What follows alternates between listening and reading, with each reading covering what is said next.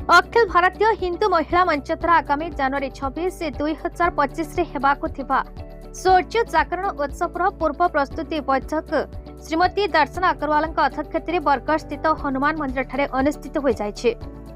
एही बैठक रे बरगढ़ महिला समिति, दिशा कलिंग वैश्य समाज, ब्रज गोपिका, विप्र फाउंडेशन, जागृति शाखा, सिंधी समाज, विश्व हिंदू परिषद, धर्म जागरण, इस्कन मारवाड़ी महिला समिति, सृष्टि शाखा, इनर व्हील, वेद प्रचार समिति, भाजपा महिला मोर्चा, राष्ट्र सेविका समिति समेत प्राय समस्त महिला समिति अंशग्रहण करथिले।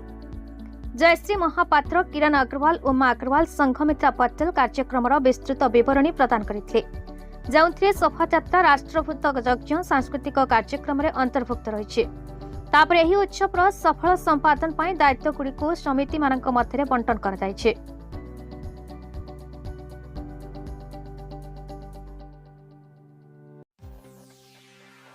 बरगढ़ जिलार टिकलाल त्रिपाठी रिपोर्ट, भारत न्यूज।